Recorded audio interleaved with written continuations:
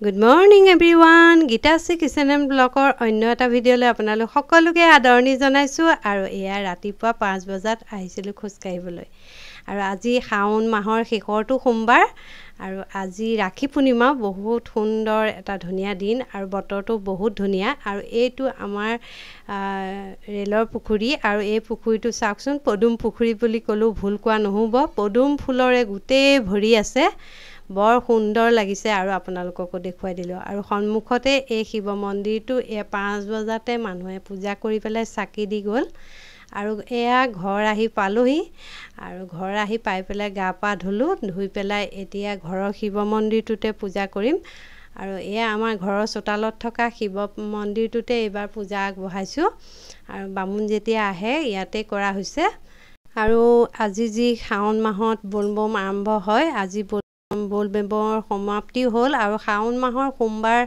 যিসকলে পালন কৰি আছিল সেই সকলৰ আজি সমাপ্তি হ'ব আৰু আজিৰ এই পবিত্ৰ দিনটোতে এয়া শৰাই ধূপ চাকি গংগাজল দি পেলাই শিৱলিংগক অভিষেক কৰিলো আৰু এতিয়া আবেলি নামঘৰত নাম হৈছে আৰু নামৰ পৰা এপাক আহোঁগৈ তাৰপিছত আকৌ সন্ধিয়া নিয়মখিনি আছে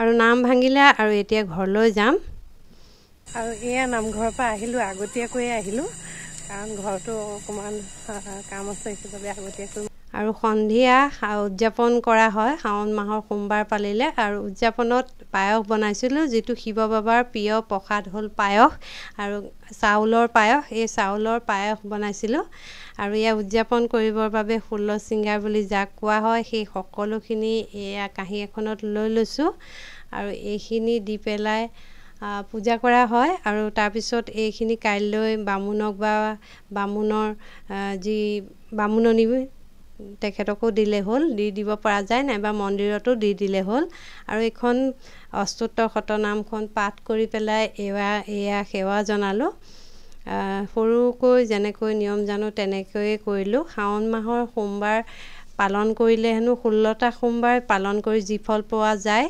সেই একেই ফল শাওন মাহৰ যি 5টা সোমবাৰ পৰে সেই 5টা পালন কৰিলে সেই একেই ফল পোৱা যায় আৰু এইখিনি সমাপ্তিৰ পিছত হ'ল ৰাখি পূৰ্ণিমা 1:30 বজাৰ পৰা লাগিছিলে আজি আৰু আজি আমাৰ এয়া ডাঙৰ ছোৱালী পূজাই ৰাখি বান্ধিব পূজাৰ পিয়াৰ ভাই নাই সকলোৱে জানে এই কথা চাগৈ তাকো আৰু সিহঁতে মানে ৰাখি বান্ধিব পৰা নাই আৰু এবাৰ পৰা কৈছো ৰাখি তোমালোকে বান্ধিবা কাক বান্ধিবলৈ দিছো আপোনালোকে চাই থাকিব আৰু এয়া কৃষ্ণ ভগৱানকে ৰাখি বান্ধিব দিছো যাৰ নিজৰ ভাই নাই তাকে কৃষ্ণ ভগৱানকে বান্ধা হয় এয়া ভগৱানক মোৰ ইয়াত সৰু গোসাঁই আছিলে বালগোপাল জি সেই তাকে ৰাখি বান্ধিছে এয়া ফুল দিছে বুজাই ফুল চাউল এনেকৈ দি পেলাই তাৰপিছত এয়া কি দিছোঁ তাই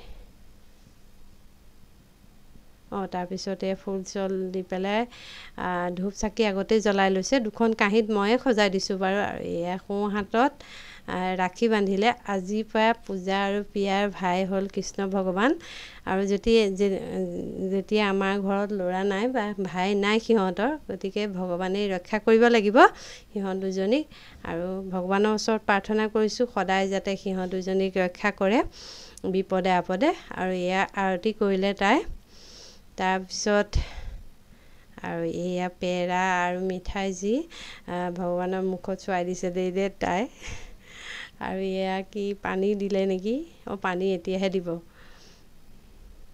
আৰু এয়া কিন্তু মই শিকোৱা নাই আজিকালি ল'ৰা ছোৱালীয়ে জানেই কেনেকৈ কৰিব লাগে কেনেকৈ কি কৰিব লাগে মই খালি কেমেৰাটো ধৰি চাই আছো তাইনো কি কৰে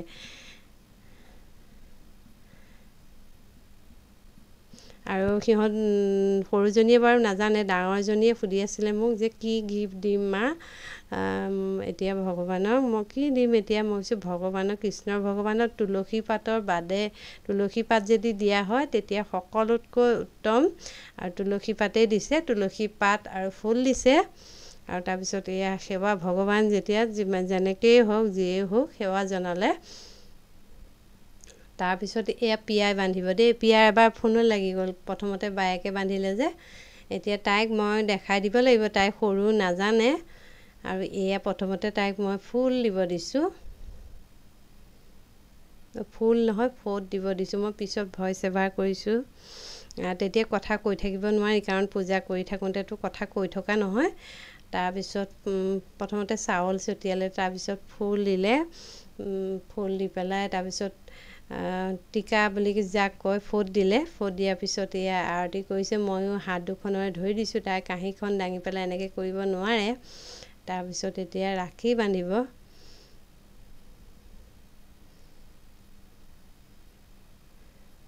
মিঠাই খুৱাইছে দেই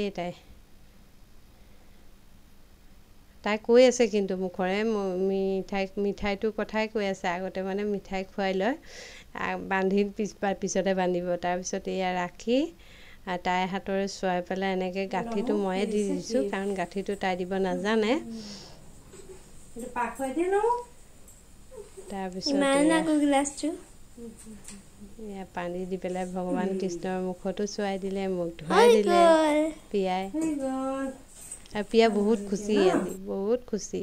আৰু তাৰপিছত পূজাই হেনো পিয়াক বান্ধিব ৰাখি। মই কৈছোঁ বান্ধক তেনেহ'লে। আৰু এয়া পিয়াক বান্ধিছে ৰাখি। আৰু এয়া চাওক তাই কি কৰি আছে, একেবাৰে চঞ্চল হৈ গৈছে, একেবাৰে নাথাকে, অকণমান সময় বহি নাথাকে এনেই। এয়া কেইবাৰ যে নামিছে, কেইবাৰ উঠিছে, বৰ চঞ্চল হৈ গৈছে। একে এক জেগাত বহিয়েই নাথাকে। হাতখনত যদি কিবা এটা বস্তু নাথাকে, কৰি নাথাকে, তাই মানে বহি থকা বিধৰেই নহয়।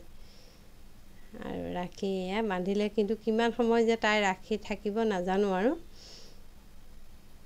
ইমান এটা বুজিও পোৱা হোৱা নাই যেতিকে। আৰু এয়া এনেকৈ বেন চেন একো লগাব নিদিয়ে, খজুৱাই তাই খুলি পেলাই।